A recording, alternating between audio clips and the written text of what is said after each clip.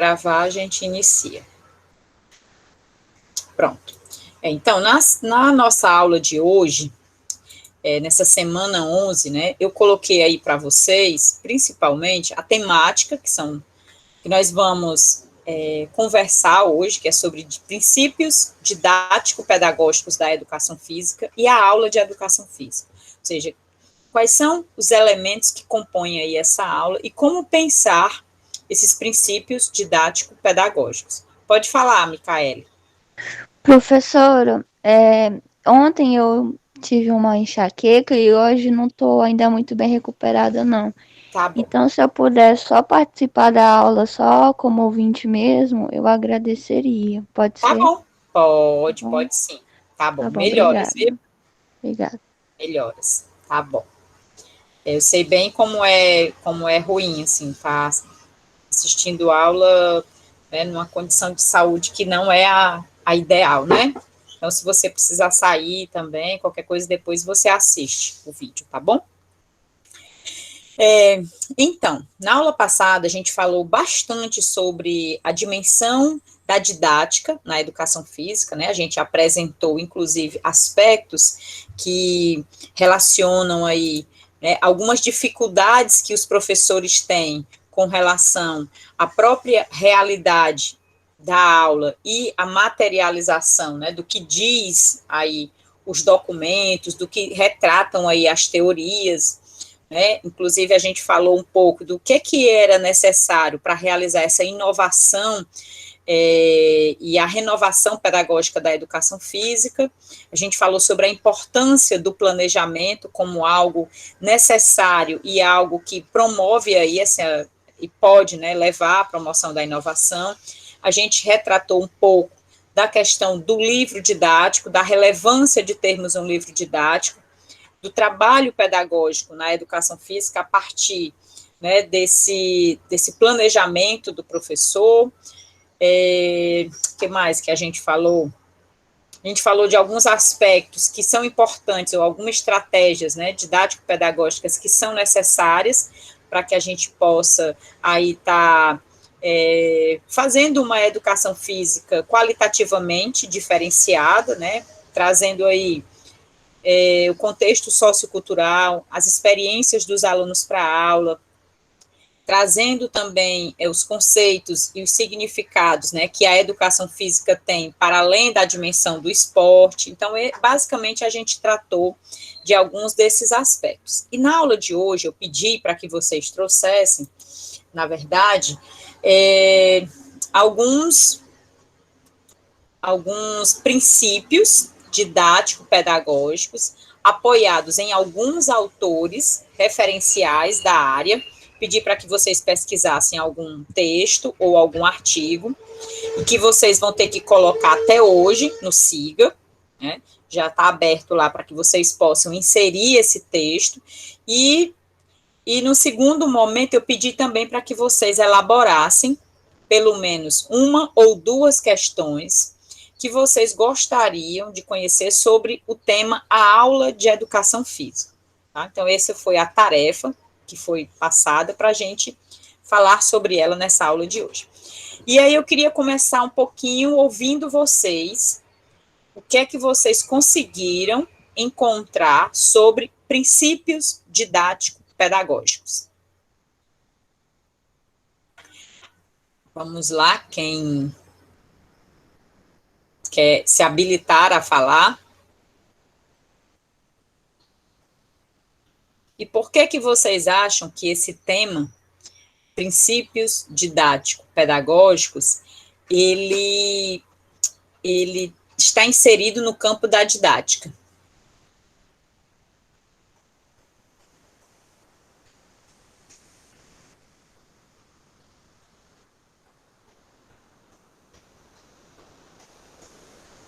Vamos lá, gente? Alguém ou querem que eu indique? Ingrid, Caroline, Railon, Samara.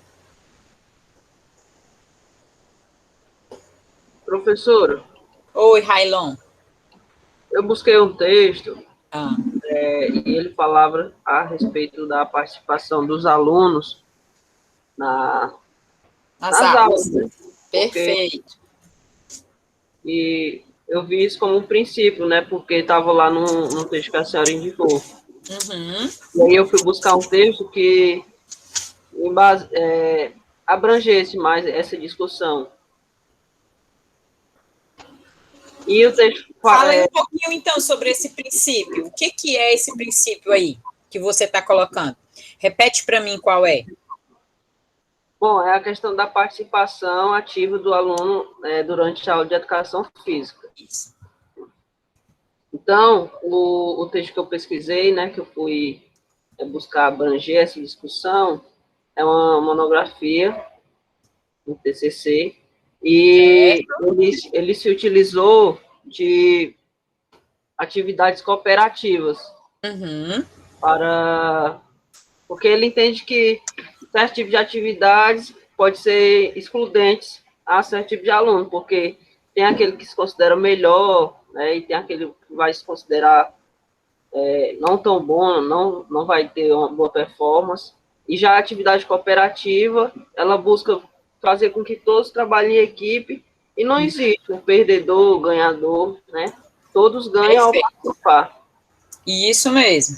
E esse princípio, né, como você traz, é a participação ativa, geralmente quando a aula de educação física, ela é muito pautada no rendimento, na performance ou nas habilidades motoras, ela acaba excluindo alguns alunos em detrimento de outros.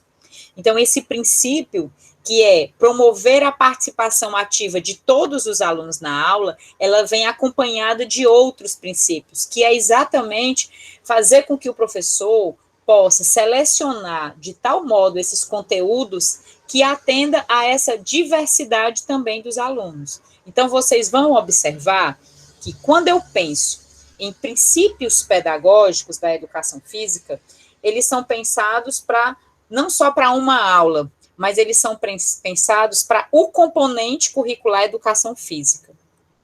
E quando eu penso componente, eu penso para toda a dimensão da escola, para o projeto de educação física que eu quero para aquela escola. Que esse projeto, ele não deve pautar-se, por exemplo, só na prática esportiva. O esporte, ele vai passar a ser um conteúdo dentro dessa prática, dentro da disciplina de educação física. Então, muito bom esse princípio que você trouxe, muito boa a sua explicação. Obrigada, Railon. Quem mais, gente? E aí, não esquece de colocar o texto lá no Siga, tá bom? Quando terminar a nossa aula hoje, vocês vão ter o restante da aula para fazer isso. Quem mais, gente? Eu já fiz isso. Ai, que ótimo. Obrigada, Railon. Quem mais? Paulo, Daniela, a Ingrid, Viviane. Vai, Pedro, fala.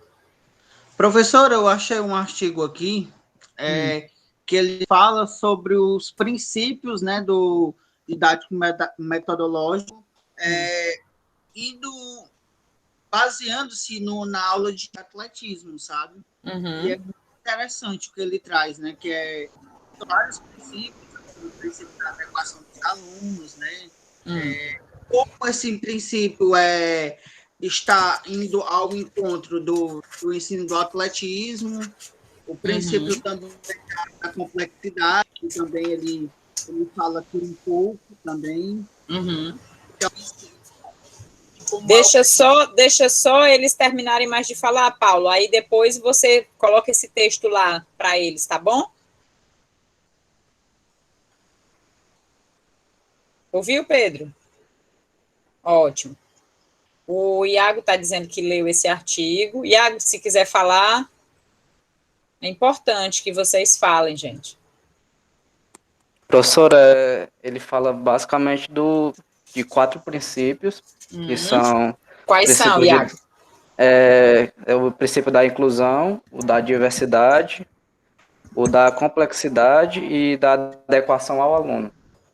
Aí fala sobre esses princípios didáticos, só que para a aula de atletismo, que é essa prática da educação física. Perfeito, aí mas se aplica também à educação física.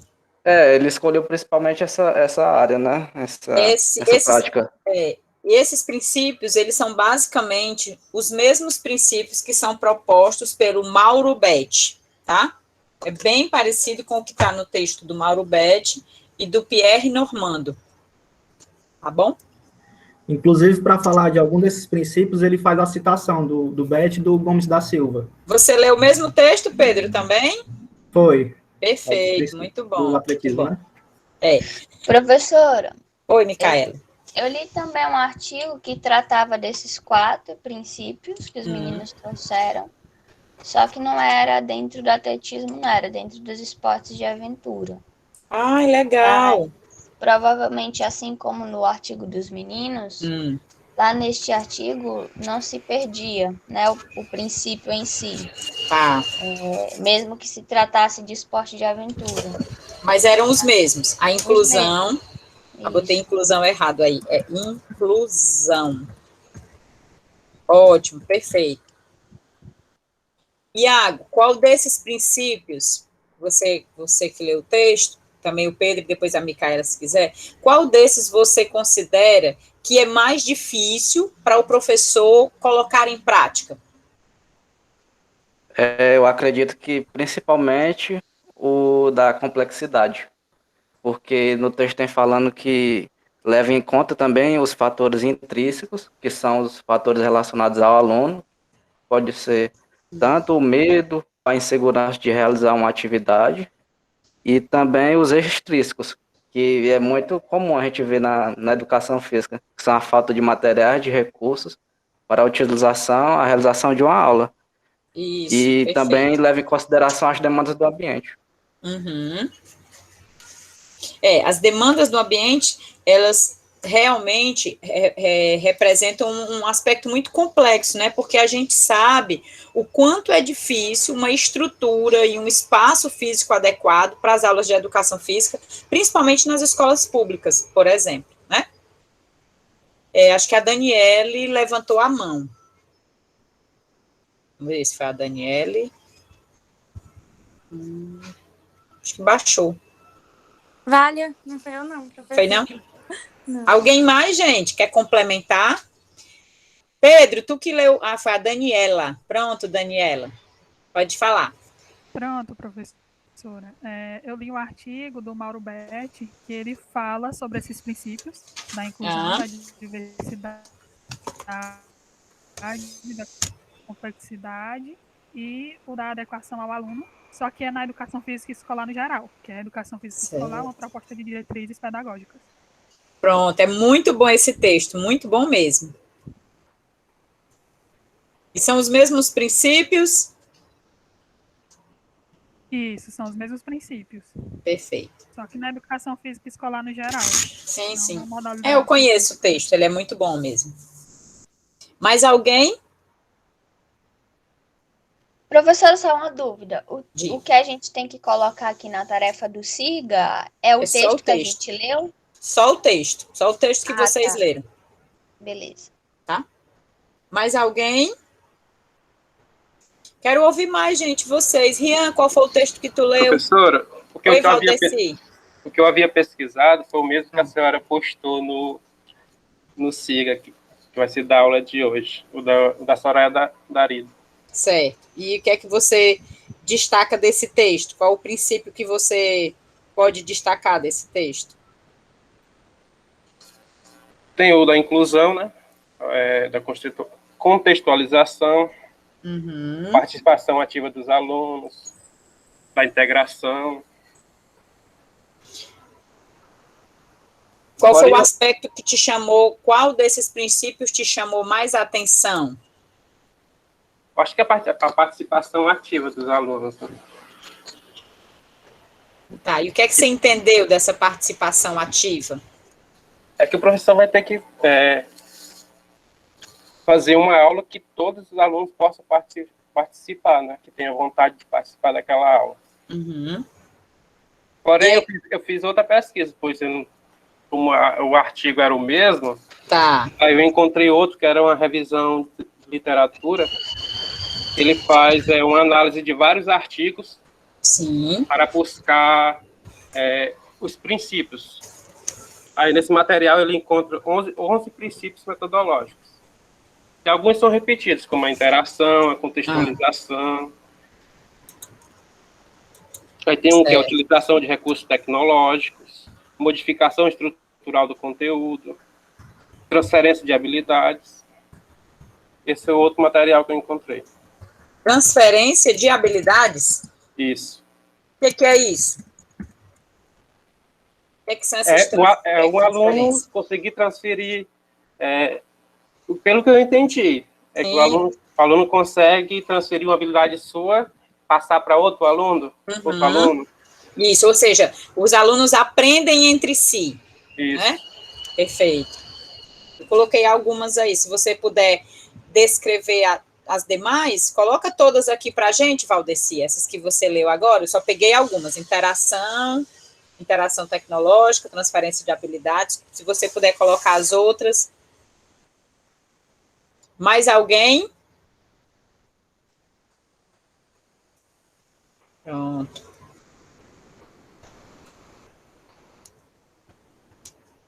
Muito bom esse aí. Esse texto também é muito bom. Porque ele, como é uma revisão de literatura, ele vai trazer, num determinado arco temporal, os principais autores que escreveram, né, sobre princípios pedagógicos da educação física. É de 2004 a 2014. Mais alguém?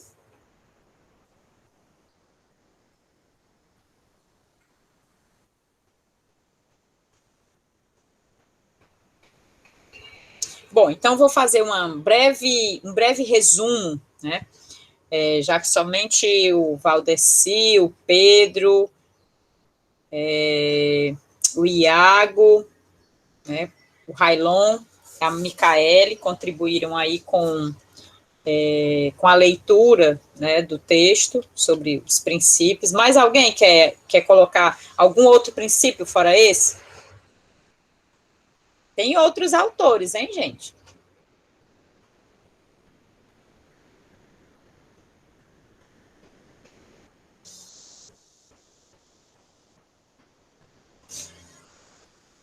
Bom, eu vou apresentar, então, para vocês aqui essa nossa temática.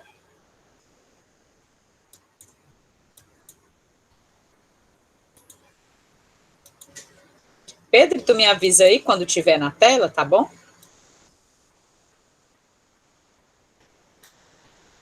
Já apareceu aí para vocês? Já, professor. Já. Pronto. Perfeito. Então, a gente vai falar sobre princípios de ensino para a educação física na escola, tá?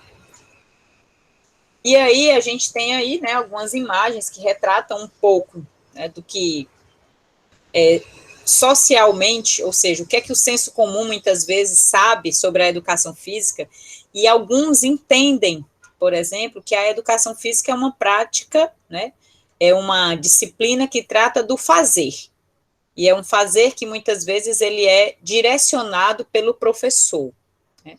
E esse fazer, ele se expande para além do contexto escolar, mas é claro que na escola, essa prática, ela precisa ser orientada e sistematizada a partir de alguns princípios, que é o que a gente vai analisar nessa nossa aula de hoje. E aí tem uma perguntinha que eu coloco, né? Como ensinar educação física? Quais os elementos que eu devo privilegiar na minha prática pedagógica? Ou seja, quais são os elementos que eu devo privilegiar? O que eu tenho que levar em conta quando eu vou organizar uma aula de educação física? Quais princípios devo inserir para promover a aprendizagem dos alunos? Ou seja, a gente está lidando com um componente curricular obrigatório, que é a educação física, que se insere na escola desde a educação infantil até o ensino médio, e que, portanto, vai ter que desenvolver uma série de conhecimentos ao longo desse período escolar. Por isso que o professor precisa organizar e sistematizar o que será ensinado ao longo desses 9 anos do ensino fundamental, 3 anos do ensino médio, e vamos colocar aí na educação infantil mais uns 3 anos, porque aí vai depender muito de quando a criança vai se inserir na escola. Algumas se inserem antes e outras um pouco mais depois, né? Então, quando a gente fala de processo de ensino e aprendizagem, são dois aspectos que, embora sejam separados, ocorrem juntos, tá? Esse processo de ensino e aprendizagem, ele acontece a partir de relações sociais e de interações. Para que haja ensino e aprendizagem, é preciso haver interação. Hoje, por exemplo, a nossa forma de interação é uma forma de interação virtual. Vocês estão aprendendo a partir da interação do que eu estou aqui socializando e do que cada um de vocês vai também apresentando. Então, nós aprendemos tanto pelo que a gente viu nos textos, como a gente amplia aqui nas nossas relações sociais, o que a gente conseguiu aprender de cada um dos textos. E isso a gente vai chamar exatamente dessa relação pedagógica entre o professor, os estudantes com os estudantes, o professor com os estudantes e vice-versa, e os conhecimentos e conteúdos. Então, a nossa disciplina, ela trata, né, dessa relação pedagógica em torno de alguns conhecimentos que já são estruturados, né, socialmente ao longo do tempo aí na educação física. Hoje, na escola, a educação física deve abarcar principalmente os conhecimentos propostos pela Base Nacional Comum Curricular. Para a Base Nacional Comum Curricular, os principais conhecimentos a serem sistematizados, eles são divididos basicamente em 6 unidades temáticas. Os jogos e brincadeiras, esportes, lutas, danças, práticas corporais de aventura e ginástica. Professora, pode ter outros conhecimentos além desse? Deve, né? De acordo com a realidade na qual a escola está inserida, os alunos, juntamente com o professor, por meio do planejamento participativo, que inclui também os alunos nesse processo de organização do ato de planejar, o professor pode decidir por outros conhecimentos ou conteúdos que não estão presentes ali na base, mas que aquele grupo e que aquela realidade considera importante e pertinente de fazerem parte, né, do que deve ser aprendido e ensinado na educação física. Até aqui, tudo bem?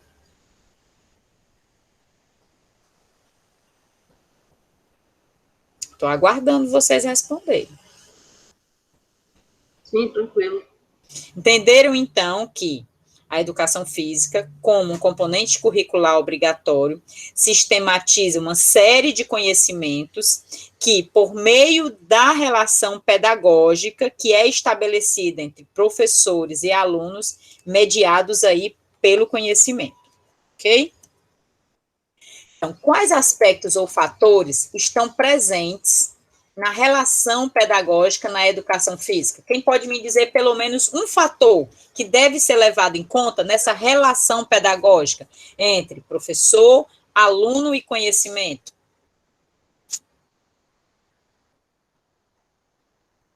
Um fator ou um aspecto. A gente viu isso um pouco nas teorias da educação, gente. Ora, vamos lá. Oi, Guilherme? Não, sou eu, Pedro. Pronto, Pedro. A Viviane colocou aqui o social. O aspecto social. Perfeito. Ok. Muito bom, Viviane. Quem mais?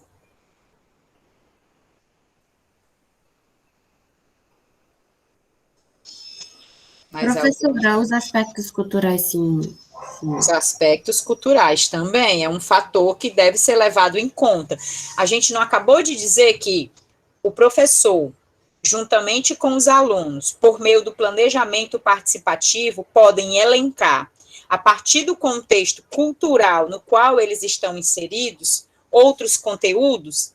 Então, os fatores culturais, os fatores sociais são aspectos importantes e relevantes que devem ser levados em conta. Muito bem. Professora. Pronto. O Lucas colocou aqui também vivências anteriores. Isso, as vivências. Mas ele acha que entra no social. Tá bom. Beleza. Mais alguém, Pedro? Não, até agora não. Pronto. Um fator, gente, importantíssimo é que o professor leva para essa relação pedagógica a concepção de mundo, a concepção de humanidade, ou de ser humano, ou de homem e de mulher. Ele leva a concepção de sociedade, ele leva para essa relação a concepção de estudante. O modo como eu concebo o estudante é essencial para a relação pedagógica. O modo como eu percebo o mundo, se eu percebo que o mundo, ou o contexto social no qual eu me encontro, eles são passíveis de transformação e de mudança, a minha relação pedagógica com o aluno é uma relação na qual eu vou estar concebendo a minha disciplina como algo que vai contribuir para essa mudança social, para essa mudança do mundo. E se eu concebo o aluno como aquele que vai estar ali somente para aprender e para reproduzir, a minha relação pedagógica é uma relação diretiva, na qual eu ensino e o aluno aprende. Se eu concebo o aluno como um sujeito ativo, participante, crítico, consciente da sua posição social, consciente da realidade na qual ele se encontra, a minha relação pedagógica é outra, tá? Então, por isso que essas concepções que nós trazemos para a nossa aula, para a nossa disciplina, vamos dizer assim, não só para a aula, mas para a disciplina, ela é fundamental. Outros aspectos, como, por exemplo, o diálogo, a afetividade, a reorganização do pensamento, e aí, como eu acho que foi o Lucas, tu falou, Pedro? Sim. Que é o respeito aos saberes do aluno. Se eu respeito que o aluno, quando ele entra para a escola, ele vem encharcado de conhecimentos, a minha relação pedagógica é uma. Se eu acho que esse aluno não tem saber nenhum, que sou eu que vou ter que ensinar tudo, a minha relação com ele vai ser outra, né? E aí, essa relação também, ela pode ser permeada pelo diálogo, se o professor concebe exatamente que esse respeito aos saberes dos educandos deve fazer parte do seu processo de ensino e aprendizagem. Da mesma forma, a afetividade e a contribuição para o aluno e para o professor reorganizar o seu pensamento, ou seja, os seus modos de ler e compreender a sociedade, o contexto, a escola, tá? E temos mais alguns também. A negociação, reinterpretar os significados trazidos, partir da cultura do aluno, que eu acho que foi a Viviane que colocou, e criar um ambiente de cooperação. Então, esses fatores são essenciais quando a gente pensa a relação com o aluno. O que é essa negociação? É exatamente, nós temos uma grande dificuldade na educação física, porque existe um senso comum, né, e um senso social que determina que a educação física ela está muito relacionada com o saber fazer. Como se nós não tivéssemos conhecimentos, né, cognitivos, conhecimentos intelectuais a serem sistematizados por essa disciplina. E aí, muitas vezes, o aluno chega na aula e, por conta desse senso comum de achar que a educação física é sinônimo de esporte, muitas vezes, ou que ele chega querendo aprender tudo sobre futebol na aula, porque ele viu que na mídia é isso que está sendo publicizado, entra nesse processo de, muitas vezes, o professor ter que promover essa negociação, que é exatamente tentar fazer com que o aluno, ele compreenda que a educação física é uma disciplina, é um componente curricular que tem conhecimentos que estão para além desse senso comum que é difundido socialmente. Ou seja, ele vai ter que desmistificar, reinterpretar esses significados trazidos pelos alunos, ajudar que eles possam fazer essa reinterpretação. Da mesma forma como quando vocês entram na graduação. A gente entra no primeiro semestre achando que a educação física está muito resumida a uma dimensão, que é a dimensão também do fazer. Né? Ou ela está muito atrelada com a questão da atividade física, com a questão da saúde. E aí, depois de o primeiro, segundo, terceiro, lá para o quarto semestre, a gente começa a ampliar, porque a gente começou a reinterpretar os significados que a gente trouxe. E para isso é muito importante partir de onde o aluno conhece, partir do contexto social no qual ele se encontra. Da mesma forma que esses aspectos são fatores importantes na relação pedagógica, eles acabam se constituindo em princípios teóricos, metodológicos ou didático-pedagógicos. Tá? Um outro fator importante na relação pedagógica, e que esse é muito difícil, é o gerenciamento de conflitos, né, que acontecem não só entre professor-aluno, mas entre aluno-aluno. E aí, um outro aspecto dessa relação pedagógica é essa diferenciação entre autoridade e autoritarismo, né, que são aspectos completamente diferentes. Uma relação de autoridade não significa ser uma relação autoritária. Significa que os alunos reconhecem que o professor, ele está ali, ele é que estudou mais, que preparou todo o conhecimento, sistematizou para fazer a transposição. Mas isso não quer dizer que os alunos não tenham conhecimento nenhum. Quer dizer que tem conhecimentos que vão se complementar e vão se ampliar com o que o professor vai sistematizar e trazer para ser compartilhado no grupo. E uma outra, que inclusive já foi até colocada, que muitas vezes impede essa participação ativa dos alunos, principalmente na prática de algumas unidades temáticas, como a ginástica, a dança, as lutas, é a competência técnica. O que é essa competência técnica? É exatamente o fazer, é exatamente a realização, né, do gesto motor, da atividade motora relacionada a essas unidades temáticas. Jogo, esporte, dança, luta, prática corporal de aventura.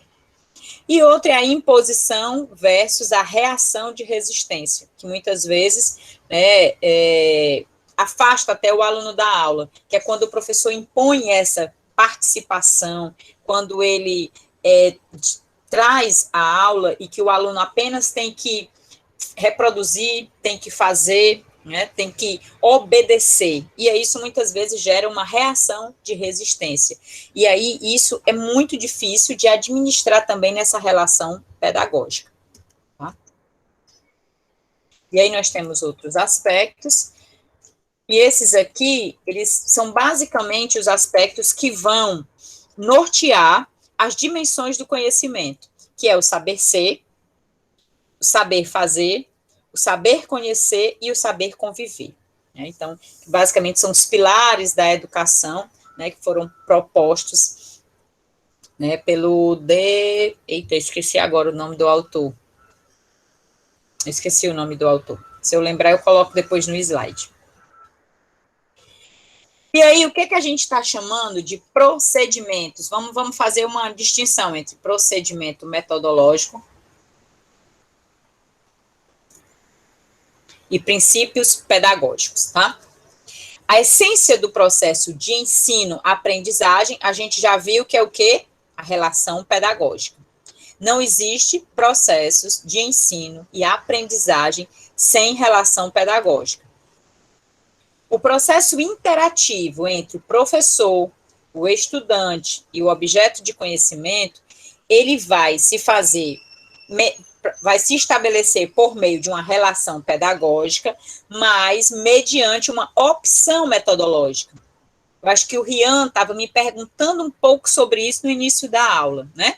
Professora, a gente vai ter que seguir, né, alguma abordagem, a gente vai ter que seguir algum procedimento metodológico no momento de organizar a nossa ação, de planejar a aula para o nosso trabalho final, né? E o que eu falei para ele é que eu não teria condição de cobrar isso ainda, porque a disciplina ela não ofereceu todos esses elementos, mas é muito importante que vocês possam ousar e tentar, né? Fazer essa relação, fazer uma opção metodológica, eu vou escolher trabalhar segundo uma abordagem metodológica da abordagem crítico-superadora. E aí vocês podem fazer isso. Esta opção que o professor faz, né, é isso que vai diferenciar, gente, o processo de ensino, né, na educação física. Porque essa opção, ela deve ser intencional, planejada e responsável. E ela vai se fundar em princípios pedagógicos. Isso é o que diferencia, por exemplo, um professor que organiza uma aula de educação física para uma outra pessoa que chega lá para dar bola para os alunos. Então, a nossa opção metodológica é que determina a intencionalidade da nossa ação pedagógica. E essa ação intencional, planejada e responsável, ela se funda em alguns princípios pedagógicos. Cada um de nós aqui, quando iniciar o nosso processo de ensino e aprendizagem com os nossos alunos, nós vamos fazer opções por esses princípios, né? E vamos ter que ser fiéis a ele. E aí, existe uma diferença entre metodologia e método, que isso é muito importante também na didática. A metodologia, ela representa todas as questões que envolvem os princípios filosóficos, sociais, éticos e epistemológicos, ou seja, aspectos que vão nos ajudar a compreender como é que se processa o ato de conhecer do aluno. Então, essa metodologia, que é o caminho pelo qual eu vou pegar esses elementos filosóficos, como é que eu entendo o mundo, como é que eu entendo a sociedade, os princípios éticos e epistemológicos do aluno, como é que se processa o conhecimento. Conhecimento, ele se dá por reprodução, conhecimento, ele se dá por aproximação, se dá por uma, como é que a gente pode chamar, por pontos de referência que o aluno traz. Então, tudo isso vai determinar a metodologia do professor. E o método, que é diferente de metodologia, mas está associado a ele, representa as questões operacionais, ou seja, como é que eu coloco em prática todos esses princípios, que aí os métodos a gente vai ver no outro momento, tá? Tem o método por comando, tem o método global, parcial e o método misto, tem o método por problematização, tem o método tem um método guiado. Então, esses métodos que representam as questões mais operacionais, ou seja, o passo a passo de uma aula, ok? Deu para entender a diferença de metodologia, que envolve princípios, aspectos teóricos gerais, e o método, que é a forma de agir, ou seja, a forma de configurar o ambiente do processo de ensino, de guiá-lo e baseado em uma tomada de postura particular nas diversas dimensões dos diferentes elementos da disciplina ou do programa que você estabeleceu para a disciplina. O que inclui pensar, novamente, em princípios de ensino. Por isso que os princípios de ensino, eles estão atrelados tanto à opção por uma metodologia, quanto à coerência com o método para colocar em prática essa metodologia que eu escolhi, tá?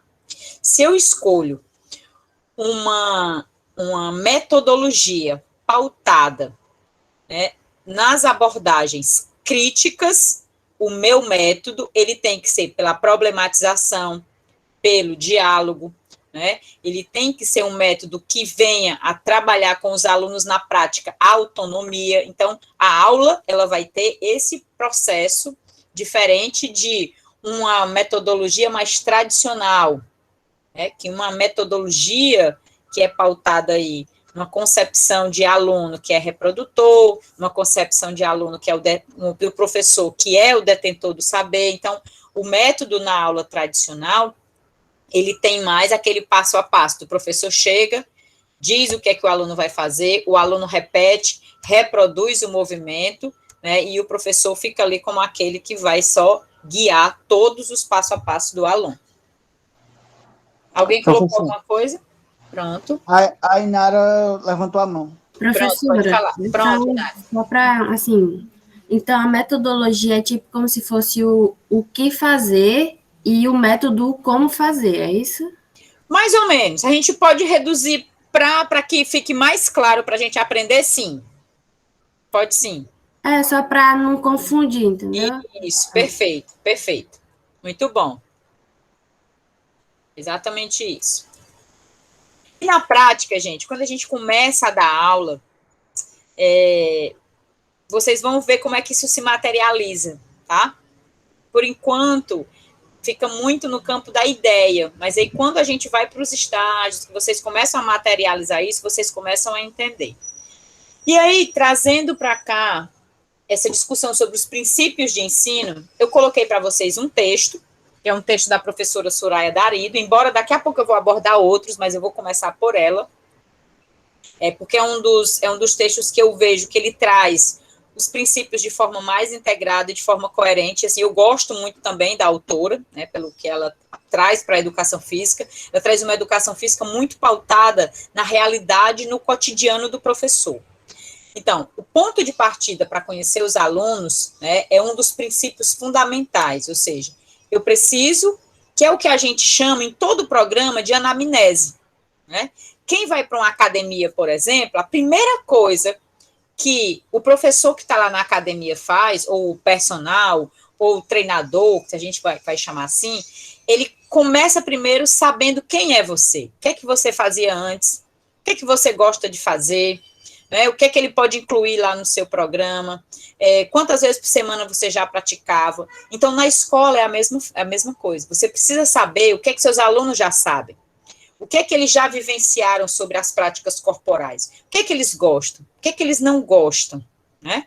E aí, entre esse gostar, por que que não gosta? Que experiências positivas ou negativas eles tiveram com relação às práticas corporais. Então, independente, né, de você já estar lá numa escola ou vai se inserir naquela escola pela primeira vez, vamos supor que vocês vão se inserir para o campo de estágio. Conversem com os alunos. Saibam o que é que eles pensam sobre a aula de educação física. Como é que eles percebem o corpo deles, né?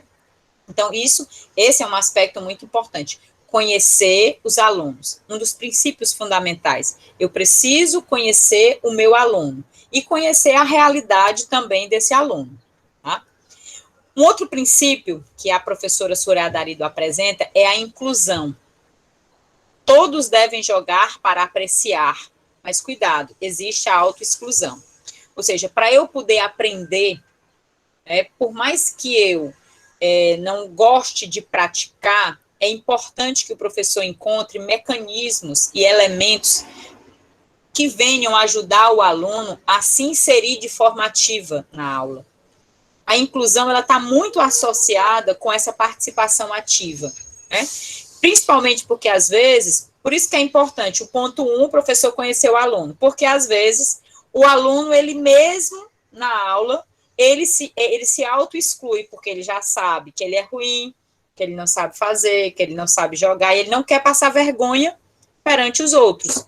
Muitos de nós, em algum momento, já fizemos algo desse tipo. A gente se auto-exclui por medo, por vergonha, né? Um outro princípio que a professora apresenta é a contextualização. Ou seja, o que é contextualizar? O próprio nome já diz, é trazer para o contexto.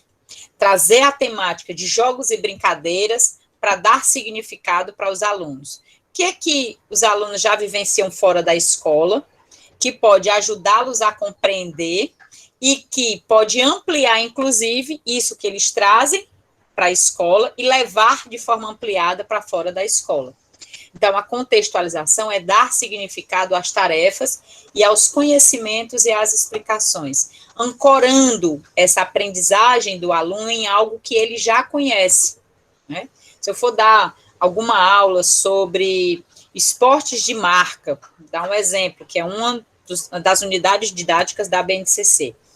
O que são esportes de marca? São aqueles esportes nos quais ele tem que atingir ou uma determinada distância ou cumprir o tempo. Então, o professor pode começar perguntando se alguma brincadeira que eles têm na rua, eles conseguem fazer relação com esse conceito de marca. Existe alguma brincadeira em que vocês vivenciam, em que vocês têm que cumprir a tarefa num determinado tempo, ou têm que fazer determinada atividade numa determinada distância? E aí o professor vai tentando encontrar algo que seja do contexto do aluno para ampliar o conceito que ele quer ministrar na aula daquele dia, que é lá o conceito sobre esportes de marca.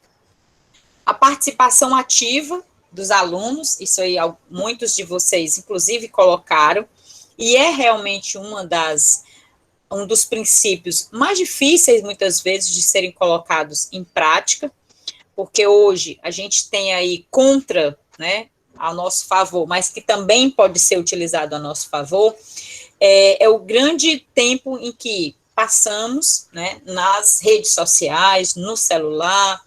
Então, é importante que a gente possa também, ao conhecer esse aluno que a gente viu lá no primeiro princípio, a gente consiga relacionar aquilo que ele gosta com o que a gente vai trabalhar também na aula. Ser professor, gente, dá trabalho, porque a gente tem que pensar, a gente tem que criar, a gente tem exatamente que relacionar, né, o nosso conteúdo com o que o aluno precisa aprender na nossa aula. E a gente aprende mais quando o que a gente vai aprender tem significado para a gente. Um outro aspecto essencial, e esse eu diria que é fundamental, um princípio, que não é só para a aula em si, mas é para a educação física, é que a educação física tem que estar integrada ao projeto político-pedagógico da escola, a família e a comunidade. Se a gente conseguir ampliar isso nas nossas escolas, nós vamos ter um reconhecimento maior, né?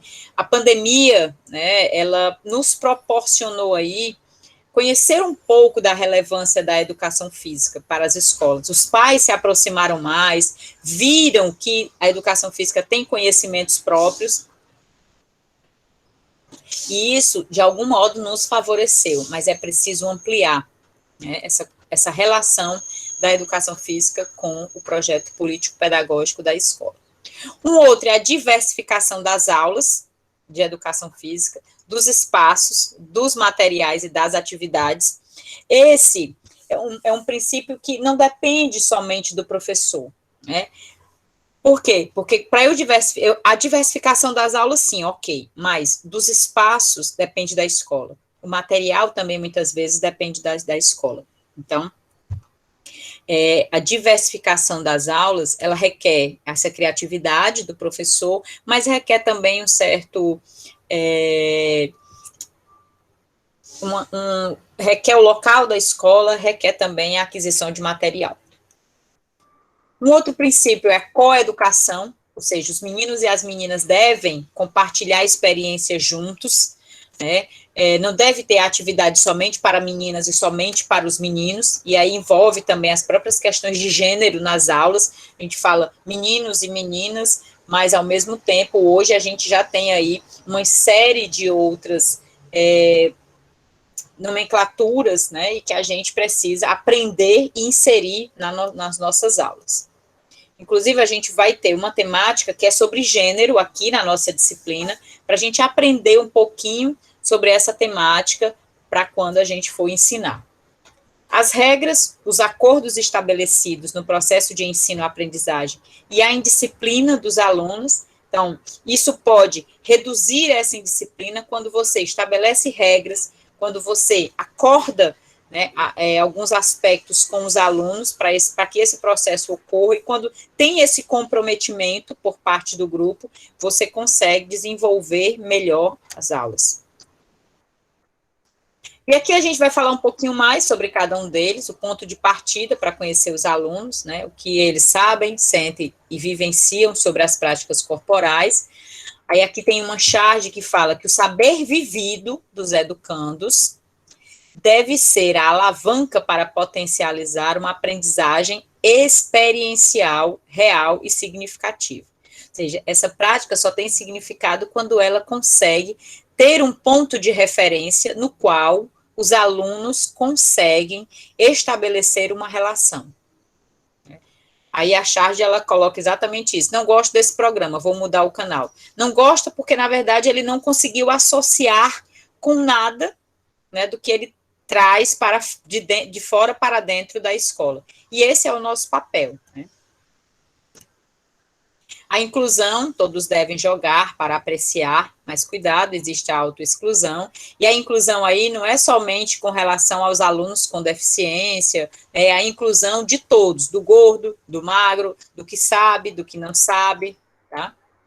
É tarefa do professor promover a inclusão de todos os alunos, proporcionar práticas que permitam a experiência do prazer e da fruição, que permitam a fruição. A Base Nacional hoje, ela trabalha muito com essa terminologia, inclusive é uma das dimensões do conhecimento, fruir, né? Ou seja, é aquele prazer intenso que a gente tem quando está inserido em alguma atividade, né?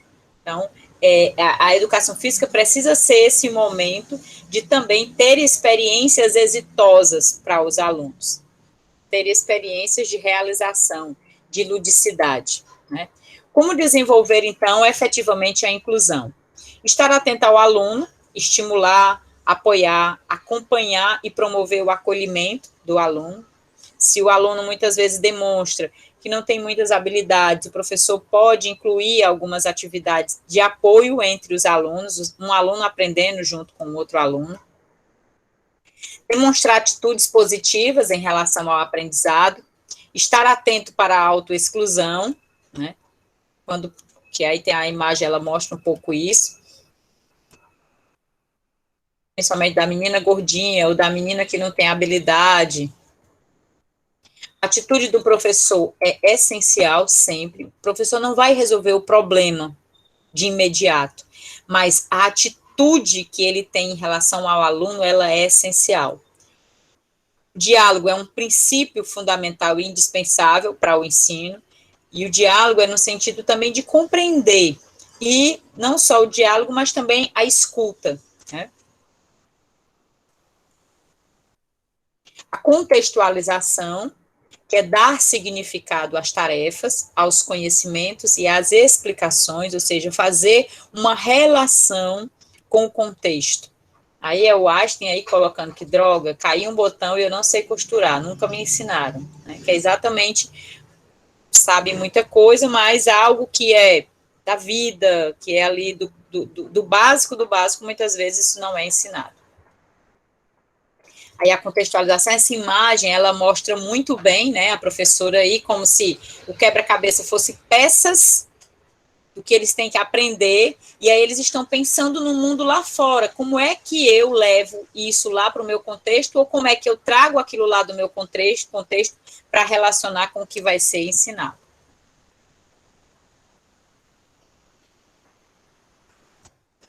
A participação ativa dos alunos, e aí tem algumas formas, né, que podem ajudar a questão de fazer as rodas, a modificação das atividades e das regras dos jogos pelos próprios alunos, né, ter esse momento de propiciar que os alunos possam modificar essas regras. A integração ao projeto político-pedagógico da escola, a família e a comunidade, já falei que é essencial, isso leva tempo, isso não é algo de imediato, que o professor chega na escola e já vai promover essa integração, né, é preciso ter todo um planejamento que vai levar algum tempo, cada um vai decidir como isso vai poder ser feito.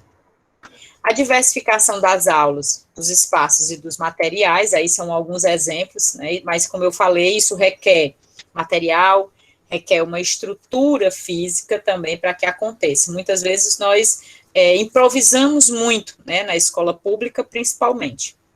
A gente improvisa no corredor, a gente improvisa num pátio, né. Aqui a coeducação, meninos e meninas devem compartilhar experiências juntos e aprender juntos, não separados, como muitas vezes a gente ainda observa nas aulas de educação física. As regras, os acordos estabelecidos para o processo de ensino-aprendizagem. Então, estar atento a esse momento da indisciplina dos alunos e trazer para a roda, dialogar, trazer lá para que eles digam o que a gente acordou, como é que a gente definiu isso. E aí, problematizar isso com eles, tá, gente? Ok? Então, a gente fica... não vou colocar as indagações agora, porque tem uma outra coisinha que eu quero apresentar de outro autor.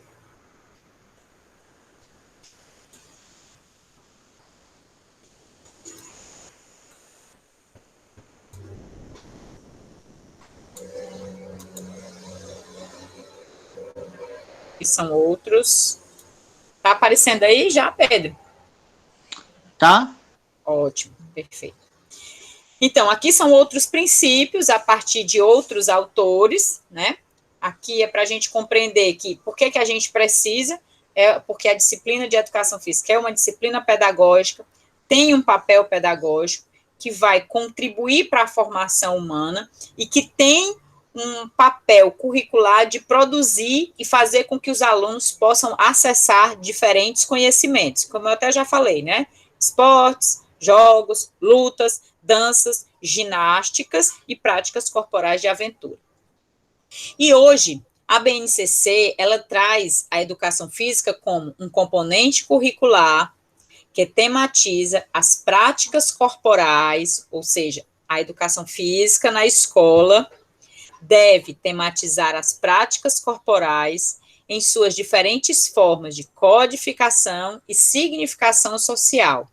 Então, no esporte, no jogo, na dança, nas lutas.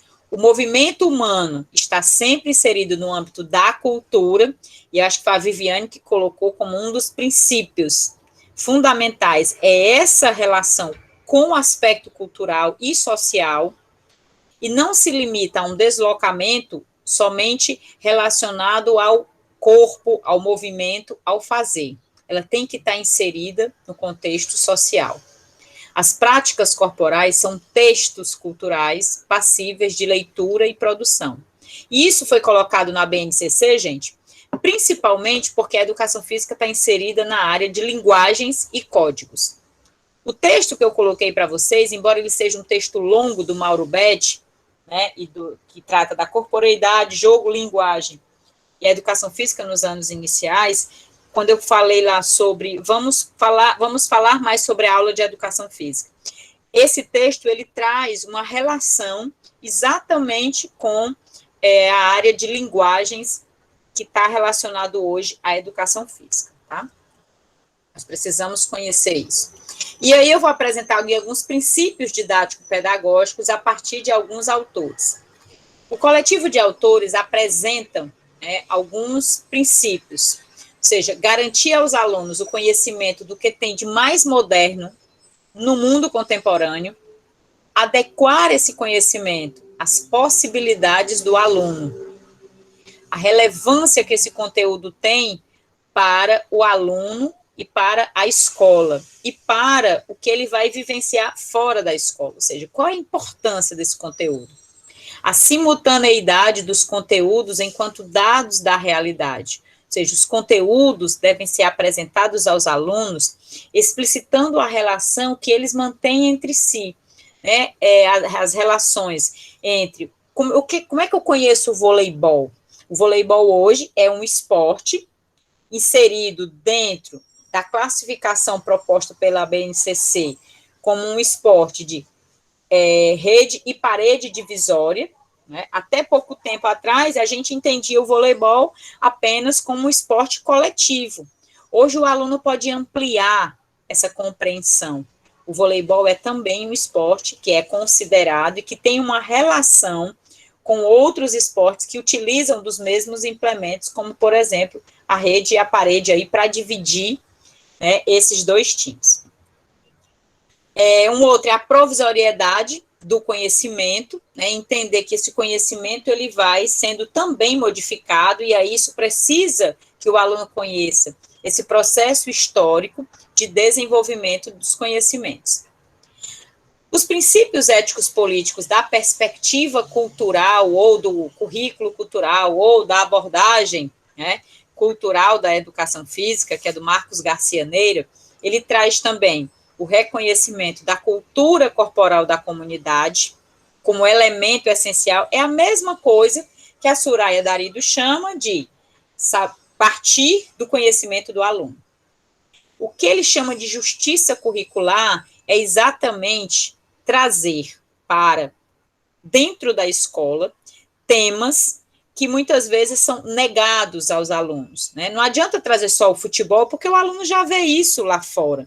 Então, o aluno tem que ter acesso ao esporte, assim como ele tem que ter acesso às lutas, assim como ele tem que ter acesso aos jogos e brincadeiras.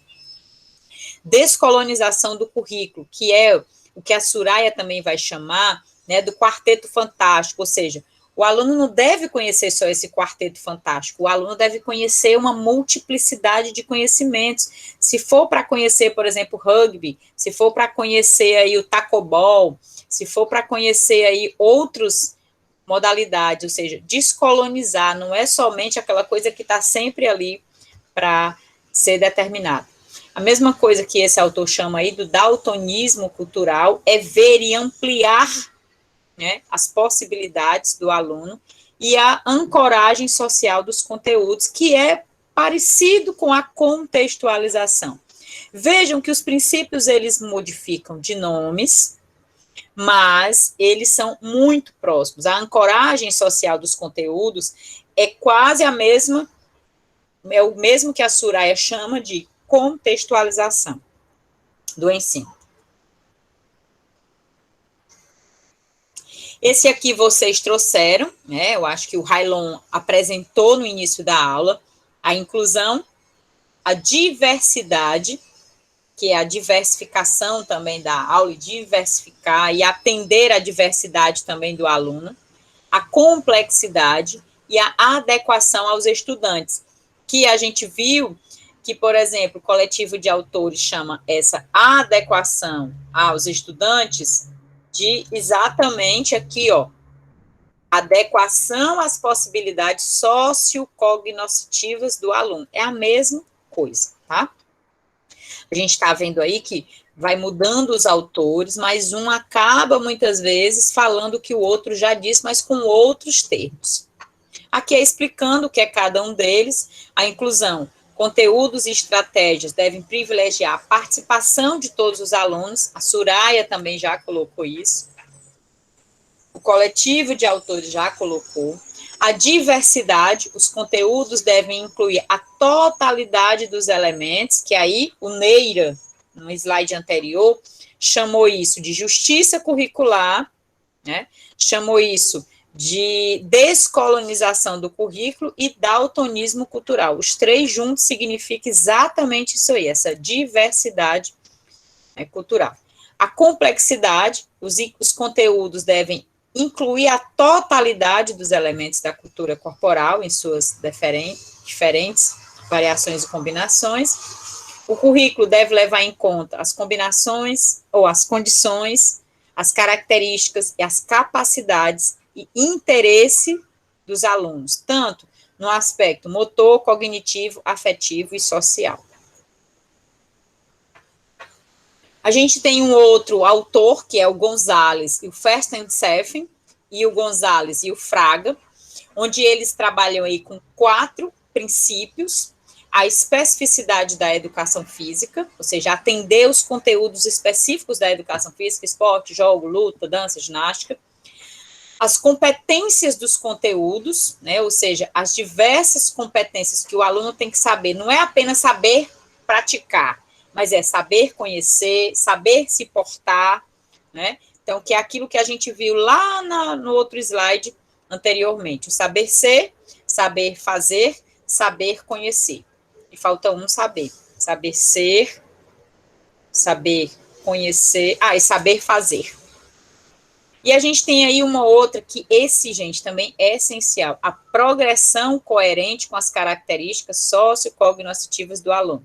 Esse que tem muito a ver com o primeiro lá da Soraya, conhecer a realidade do aluno, conhecer quem é o aluno, saber o que ele traz. Esse é um ponto de partida para as nossas ações na disciplina.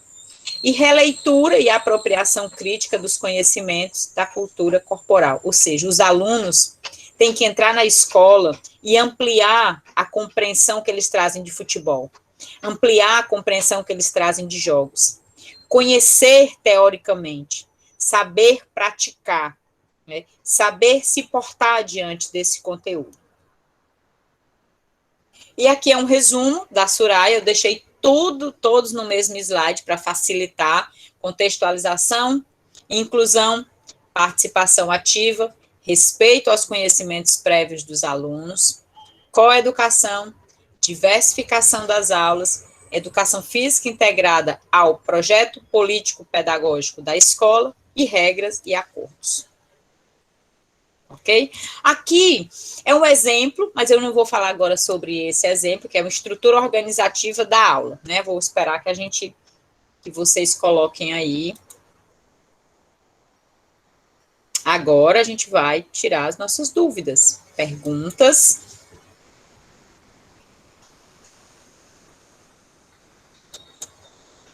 Pronto.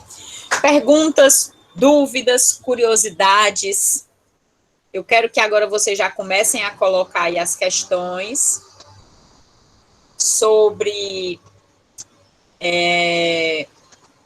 não só essa temática, mas também sobre a aula, né? Eu pedi para que vocês elaborassem 2 questões sobre a aula de educação física, a curiosidade que vocês trazem.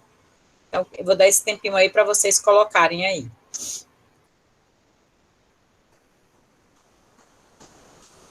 Enquanto isso, vocês podem perguntar também, qualquer coisa sobre o que a gente falou de princípios. Professora, muitas vezes tem os alunos que gostam de jogar futsal, né? Ou handball, ou vôlei, tem o seu esporte ali preferido. Sim. Aí pedem alguma parte da aula, né? Ou querem que sempre sejam aquele conteúdo. E ficam ali insistindo com o professor. Então, esse gerenciamento de conflito é o que eu quero que a senhora comente um pouco mais, porque seria, se a gente atender eles, né, pode gerar uma insatisfação. Então, mais essa questão, como gerenciar uma situação dessa. Pronto. Uma das formas, né, muitos autores, Railon, eles colocam que você pode começar daí, para que os alunos comecem a compreender que pode ser de outro modo, tá? A gente pode, muitas vezes, começar cedendo, dizendo assim, hoje vamos fazer o seguinte, vamos fazer um acordo. Na nossa aula de hoje, os 10 minutos finais, vocês jogam o que vocês estão querendo, que é o futebol. Na aula seguinte, a gente vai jogar o que eu vou trazer e vou apresentar para vocês uma outra variação, que pode ser do futebol ou pode ser de outra modalidade. Então, quando fala desses acordos, é que é algo que você pode fazer com a turma, tá? Você precisa encontrar, a partir do que você conhece também dos alunos, mecanismos de ir aos poucos envolvendo a turma e cativando pela dimensão também dos afetos, né? Pela dimensão ali, muitas vezes, você vai conhecendo as lideranças na aula, vai ganhando aquelas lideranças ali da aula, porque por intermédio deles, muitas vezes os outros vão deixando, né, entendeu? Então, isso é algo que nenhum livro didático, nenhum livro que fala sobre didática, ele vai ensinar, mas eles vão te dar algumas possibilidades, que vai acertar umas vezes e vai errar outras. Mas a primeira dica que a gente fala é exatamente isso. Começar fazendo essas negociações, até chegar um tempo em que elas não vão ser mais necessárias, porque os alunos já experimentaram tantas coisas diferentes que eles vão começar a perceber que já está variando isso mesmo na aula. Porque com esse acordo, você diz assim, ó, numa aula vai ser o que vocês querem, na outra aula vai ser o que eu quero. Chega um determinado momento que eles vão querendo conhecer outras coisas, e aí vai entrar a sua habilidade em trazer coisas realmente que vai gerar essa fruição da aula. Certo? Deu para entender? Sim. Ok, mas é mais ou menos isso. Quem mais? Acho que alguém falou aqui no chat. Aí não Pronto. Tinha da mão. Pronto. Deixa eu ver. Inara, é? Não. Era, pronto. Pode falar, Inara. Era basicamente a mesma coisa do Railon, aí ele falou, aí não... Tá bom, perfeito. Pronto, Paulo, pode falar.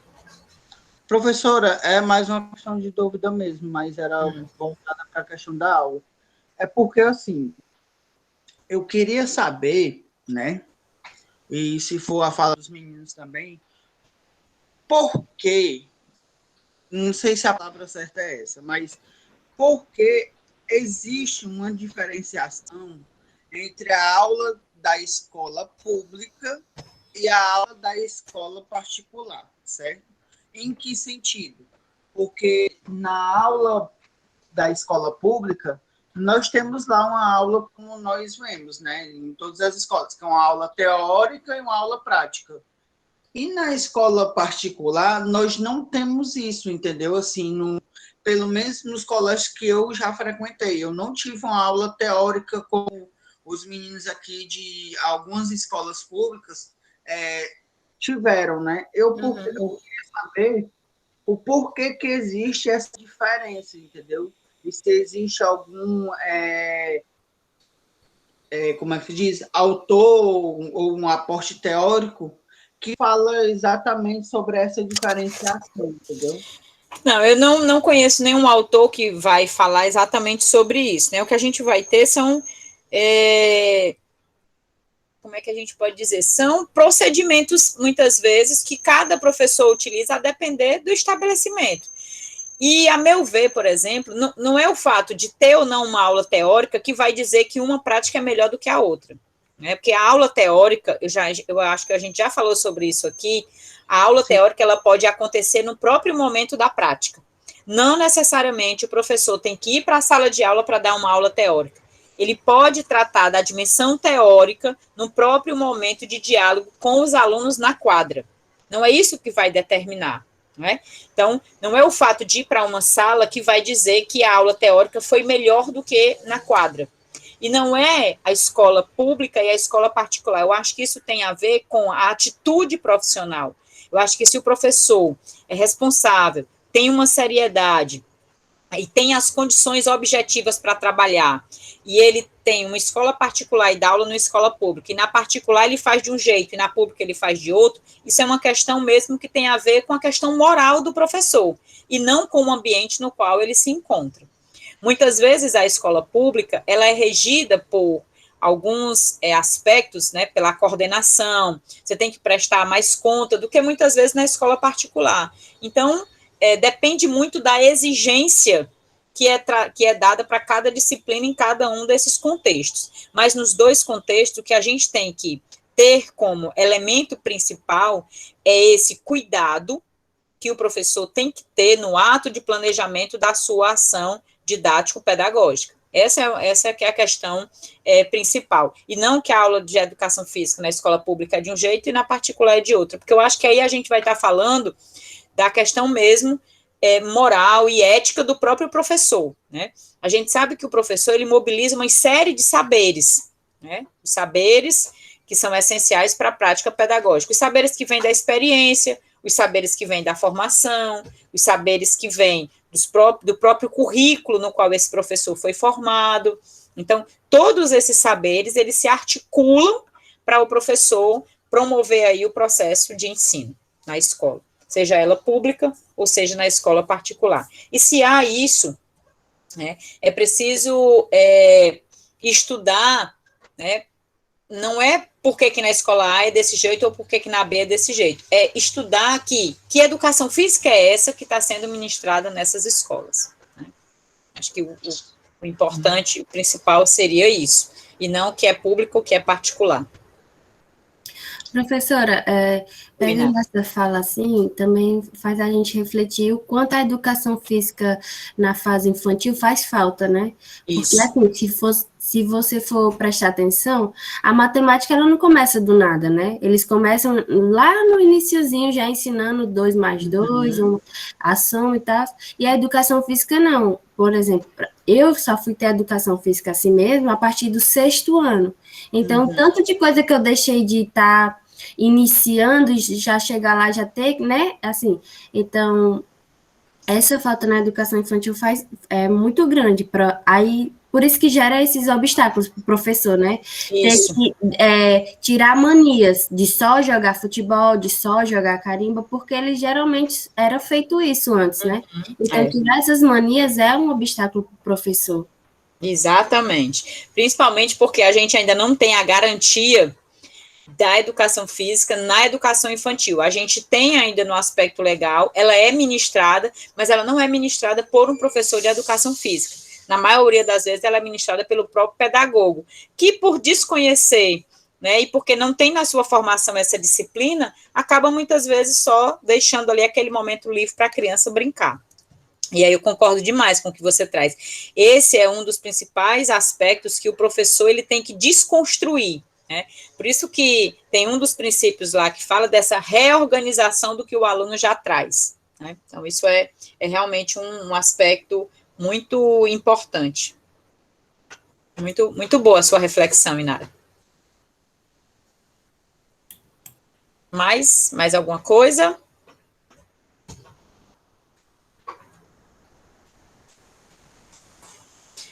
Acho que tem perguntas aqui no chat. Do Paulo Renan. Professora, quais estratégias podem ser utilizadas para engajar alunos dispersos e que atrapalham o desenvolvimento da aula? A gente vai trabalhar um texto do Josimar Daolio, que eu vou disponibilizar na aula 12, que vai falar um pouco sobre isso. Ele vai chamar, meu Deus, como que é o nome? A beira da quadra, deixa eu só olhar aqui o nome, eu acho que é mais ou menos isso. E é exatamente o ponto desse texto, é da aula 12. Deixa eu ver aqui, deixa eu só pegar aqui o nome do texto, tá aqui. Na não diretividade. Ele vai tratar, que é periferia da quadra, a produção da periferia da quadra, que é o que o Josimar Daolio vai chamar, Renan, exatamente disso. Primeira coisa que o professor tem que saber é por que esses alunos estão dispersos da aula? Né?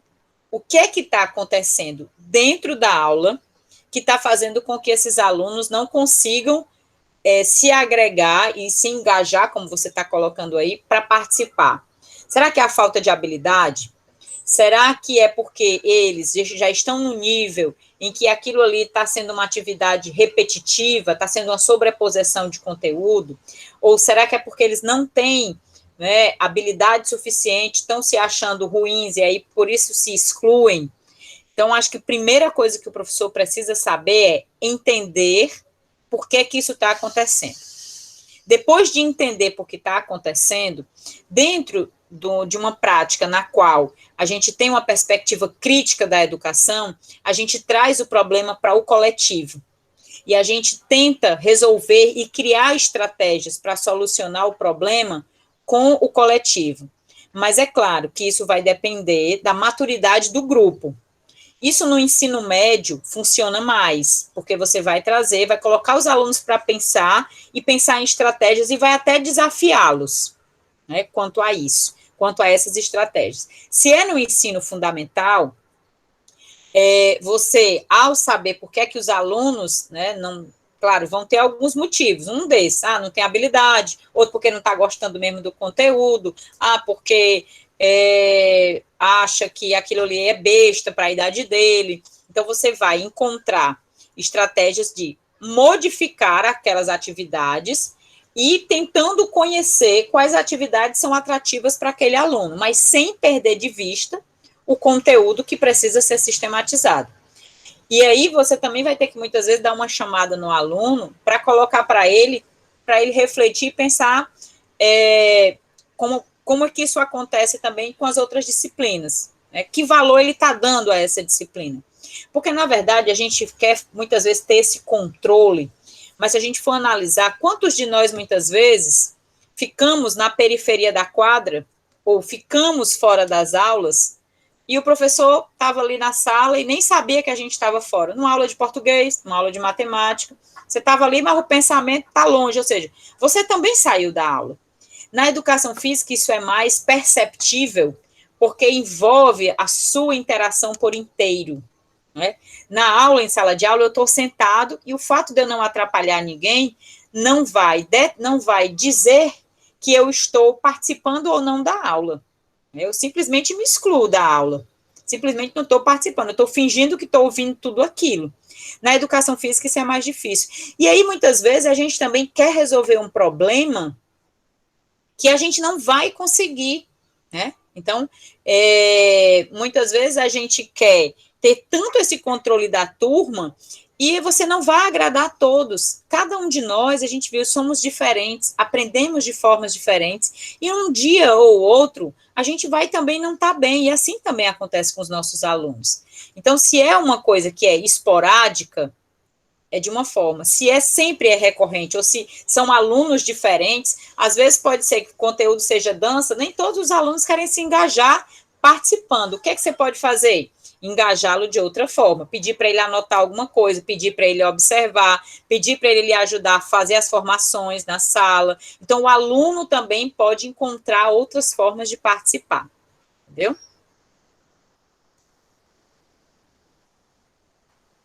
Tem mais? Pronto, alguns estão colocando aqui. Relação entre a BNCC e as escolas. É importante que vocês sejam mais específicos, gente. Eu não vou responder as perguntas hoje. As perguntas eu quero preparar para organizar a aula da próxima semana. Então, é muito importante que eu pedi para que vocês trouxessem as questões hoje, exatamente para eu organizar para a semana que vem. Então, coloquem de forma mais específica. Aí o Lucas disse que o questionamento dele era bem parecido com o do Paulo, mas no contexto em que eu, como professor, já comecei a minha aula e alguns alunos começaram a dispersar rastros outros, eu preciso agir aquele segundo, eu me perco. Nem sempre, Lucas, nem sempre você precisa, às vezes, é importante deixar o aluno um pouco, tá de lado hoje, só não pode atrapalhar, né? E aí depois você conversa com ele. Às vezes, é melhor você deixar um ir do que deixar toda a turma ir atrás daquele aluno. Né? Então, você vai tentar encontrar resposta para isso no momento da ação. É muito difícil aqui estar respondendo, né, a essas questões quando a gente não está inserido junto com os alunos, quando você não conhece ainda a turma. Então, isso é algo que muitas vezes você vai perceber na própria prática. Professora, até porque também, às vezes, nem sempre tem um motivo, né? É só porque a criança realmente não gosta daquilo e não quer participar. Exatamente. A gente não vai sacrificar uma turma toda que quer participar por causa de um. Vai acontecer. Vai. Exatamente isso. E aí, você vai saber o momento certo de também agir. Nem sempre o momento é fazer de imediato. Às vezes, o aluno precisa daquele tempo ali fora para observar, para perceber, e aí depois ele... No final, se ele não voltou, você vai lá, dialoga, conversa, tá? Porque assim, professora, eu estava observando um amigo meu dando aula, né? Porque eu queria já começar a entrar nesse mundo, sabe? Eu estava só observando mesmo. E ele tem uma turminha, ele dá basquete, sabe? E assim, ele tem uma turminha muito complicada. É uma turminha de crianças muito mimadas, sabe? Se não faz do jeito que eles querem, eles simplesmente falam que não vai participar e pronto. Só que, assim, com a experiência que ele tem, né, ele fala assim, tá bom, então fique aqui que seus colegas vão participar.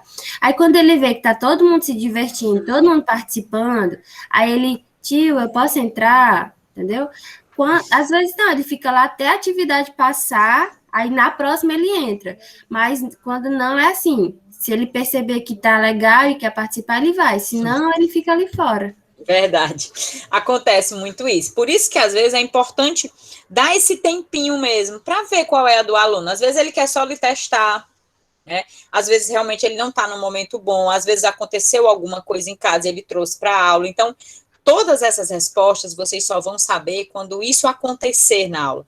Quando a gente fala de algumas estratégias, né, são estratégias que muitas vezes são gerais, mas que somente na turma, com o específico ali daquele momento, é que você vai testando se essas estratégias são importantes, úteis para aquele momento ou não. Tá? Aqui a Caroline... Pode falar, Inara. Assim, uma pergunta minha também é em relação aos pais, né? Como lidar com aqueles pais que são muito, como é que eu posso dizer? Que chegam a atrapalhar uma aula quando vai assistir, entendeu? Fica ali assistindo e chegam a atrapalhar essa aula. Como o profissional deve agir? Pronto. Uma questão que a gente deve ter muito claro é se o professor planeja, se o professor organiza sua aula, se ele sabe qual é o objetivo da sua disciplina dentro da escola, isso vai ser facilmente resolvido com o diálogo, né?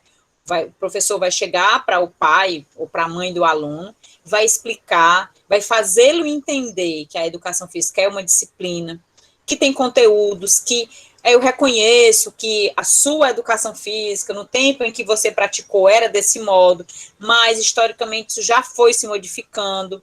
Então, eu acho que é na explicação mesmo, né? Vai ter esse momento mesmo de ter que ir tentando mostrar para o pai do aluno, para o pai, para a mãe lá da aluna, que a gente está vivendo um outro momento da educação física. E que aí você vai ter que realmente mostrar, como a gente falou, da questão da autoridade, né, do professor. Ali, naquele momento na escola, a autoridade é o professor. E o pai e a mãe precisam reconhecer essa autoridade, não de forma grosseira, né, por parte do professor, mas nessa forma de dialogar e demonstrar isso para ele. E é como eu estou falando, se você tem plena convicção, né, do teu projeto de educação para a escola, isso facilmente vai ser solucionado. Muitos de nós vamos passar por isso. Eu passei por isso na escola e alguns de vocês vão passar. Assim, a experiência é que vai nos ajudando a dar conta dessas questões. Ok? Vocês podem deixar aqui as questões sobre a aula. Quem não conseguir colocar na aula de hoje, coloca junto com o seu texto. No momento em que vocês forem postar o texto, vocês só têm até hoje, tá? Terminou aqui a aula agora, a gente está quase finalizando. Vocês vão sair daqui da aula e vão colocar o texto sobre princípios, e em seguida vocês vão colocar aqui as questões. Quem ainda não colocou, pode colocar na hora que vocês forem enviar o texto pelo Siga. Não tem aquele espaçozinho lá que vocês podem escrever alguma coisa? Vocês podem colocar a questão lá. A ideia é que eu pegue essas perguntas e vou tentar responder quando eu for falar sobre a aula na semana que vem. Tá bom? Ou podem também colocar pelo grupo do WhatsApp. O Pedro pode ir sistematizando e a gente responde na próxima aula, né, Pedro? Sim, sim. Pronto. Com certeza. Eu queria ver com vocês nesse tempinho final, gente, para que a gente pudesse saber se todos já têm grupos e se a gente pode hoje distribuir as temáticas. Todos já estão em grupos? Caroline não tem grupo. Tinha um grupo do WhatsApp que só tinha, eu acho, o Paulo Renan não tem grupo. Quem mais? Que a gente forma um grupo agora. Pedro, tu já tem os grupos aí, já? Não. Tem, não? Tenho. Eu sei que estavam fazendo um grupo no WhatsApp, que era o Marcílio, a Viviane e o... Esse aí eu vi. E outros, eu não sei quem eram os outros. Vamos fazer assim, quem já tem grupo, coloca aqui para mim, por favor.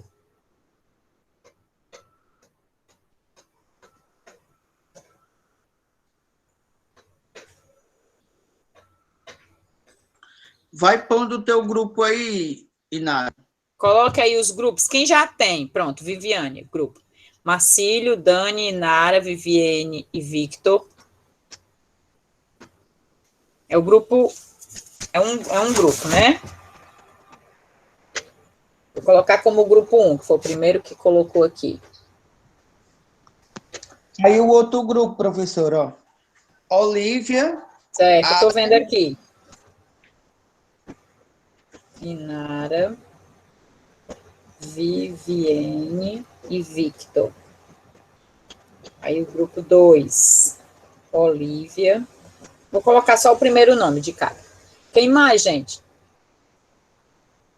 Adria, Paulo, Daniele, Paulo Renan. Tem mais, pessoal? Botem aí o nome. Rian, tu já está em algum grupo? Valdeci, Micaele. Aí, grupo 3. Micaele, Rian, Jefter, Lucas e Lucélio.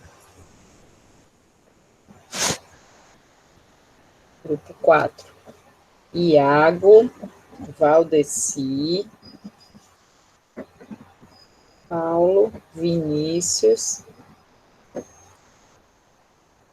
e Ingrid.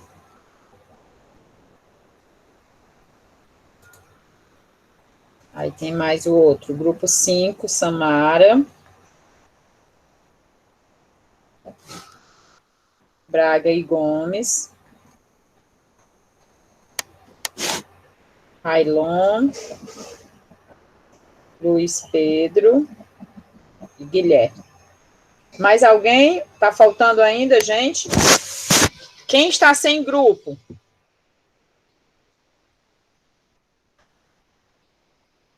Caroline, vamos ver. 1, 2, 3, 4, 5. 1, 2, 3, 4, 5.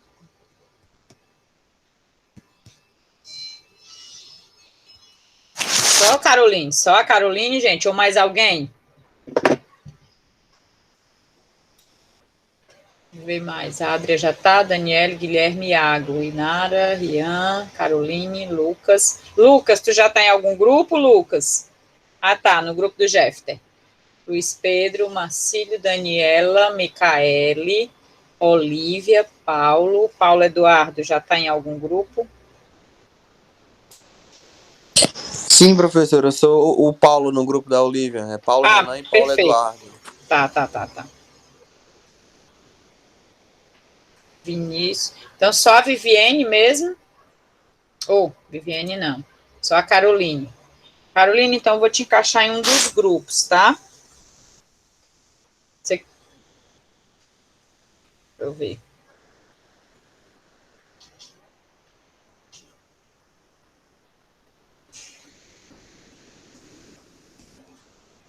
Você tem preferência? Porque, assim, todos os grupos estão com 5, vai ficar só um grupo com 6. Você poderia escolher.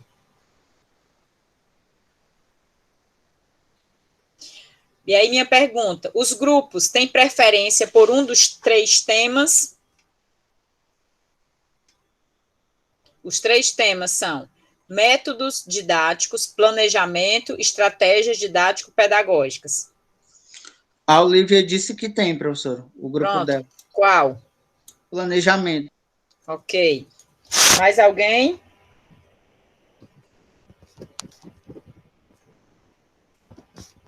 Pode repetir, professora? Ok. Os temas, planejamento, estratégias, eu coloquei no início da aula, métodos didáticos, que aí incluem, lá no trabalho, deixa eu colocar aqui para vocês, vou apresentar aqui que é melhor.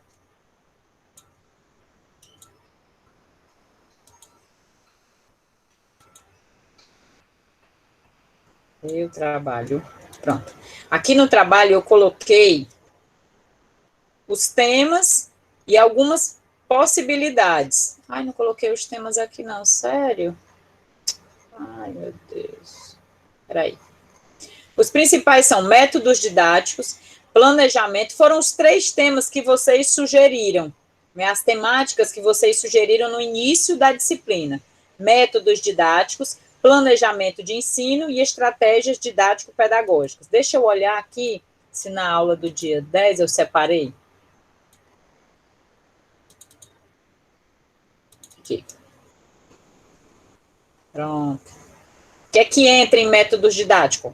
Métodos didáticos e a maneira de construir uma boa prática, abordagens didáticas, métodos e avaliações, como conseguir ganhar os alunos com sua forma de ensino, praxis na escola, como transferir a linguagem científica acadêmica para a linguagem adequada dos alunos, tipos de metodologia, como aplicar metodologias, métodos facilitadores de ensino. Então, vocês podem escolher dentre esses, todos esses subtemas, no tema geral, que é métodos didáticos. Planejamento, que é maneiras de como planejar as aulas, como fazer um plano de aula, como planejar a aula, de formas de passar o conteúdo para o aluno, e como ensinar e como planejar uma boa aula.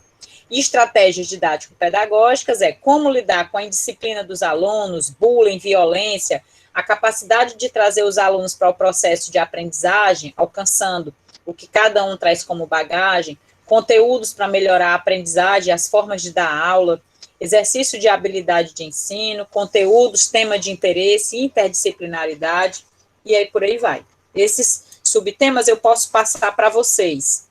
Tá? Esses subtemas aqui eu posso passar para quem for ficar com cada um desses temas.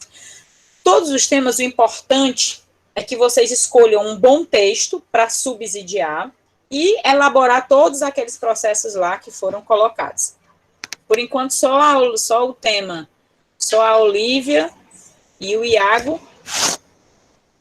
O Iago não é do mesmo grupo não, é o grupo 4, o Iago, e a Olivia é o grupo 2. Mais alguém? Se só eles dois têm interesse pelo planejamento, aí fica os outros 2 temas para os outros grupos. A Caroline vai ficar no grupo 1. Ok, Caroline, que é Inara, Viviane, a Daniela, o Marcílio e o Victor, é isso? Caroline. Ok. Pedro, o grupo do Luiz Pedro. Ficou com Luiz Pedro. Cadê Luiz Pedro aqui? Pronto, Luiz Pedro é o grupo 5. Métodos didáticos. E o Rian também, né?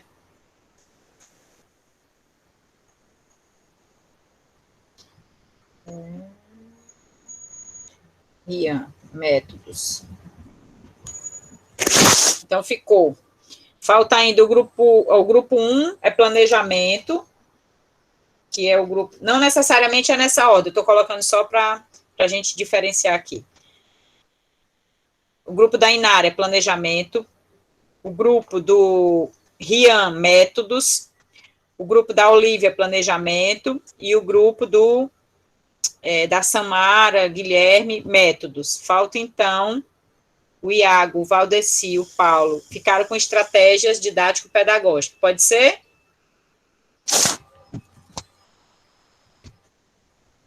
Pode, gente. Só tem mais um grupo. Escolheram qual? Eu não vi, Valdeci. Qual é?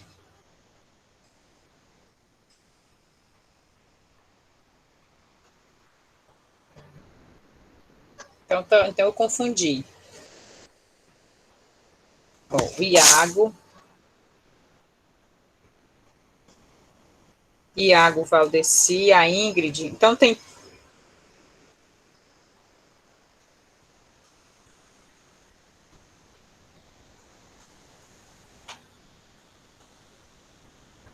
Então qual é o grupo que está sem tema, gente?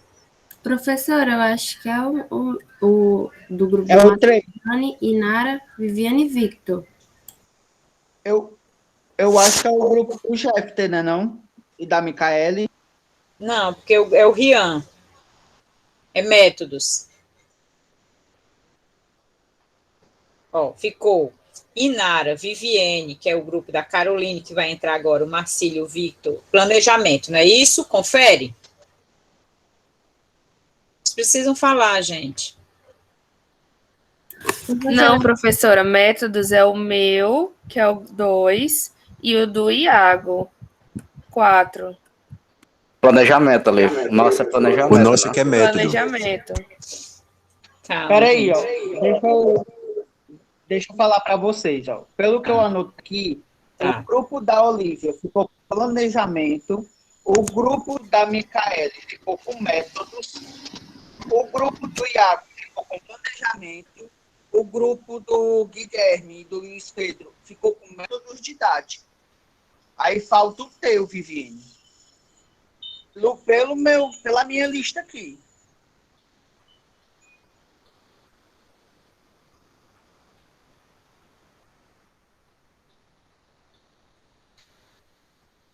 Deixa eu ver uma coisa.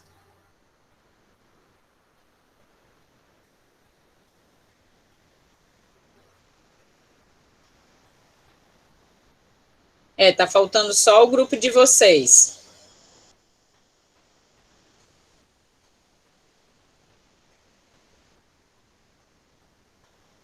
Que tem que ser estratégias, porque só está faltando ou, então eu vou fazer o sorteio com esse tema que está se repetindo. Tem 2 temas, já tem 2 grupos com planejamento e 2 grupos com métodos, falta um.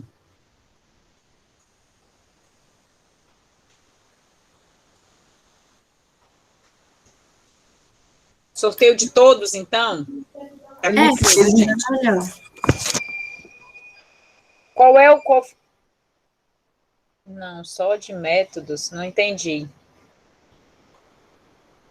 Só esse, professora, que está se repetindo, que é o que eles querem de métodos. Tipo, não tem briga por planejamento e nem pelo outro, só o de métodos. Aí sorteia só o de métodos. Pronto, quem é o grupo que está querendo métodos? É o da Viviane. Pronto. O do José Rian. E qual é o outro? Professor, o nosso está querendo planejamento também. Ixi, peraí. Ô, amada, pelo amor de Deus, vem dizer agora. Ou é planejamento ou é método. Eu vou sortear, então, todo mundo, pode ser? É melhor, professora, bem melhor. Professora, eu preferia que escolhesse, assim... Mas aí, para escolher, vocês têm que escolher cada um. Não posso ficar só com 2 temas, uma vez que vocês escolheram 3 temas. E foi isso que eu tentei sistematizar. Nós temos 5 grupos para 3 temas. Então, professora, se for assim, coloca eles como estratégia. Com estratégia. Entendeu, Rian?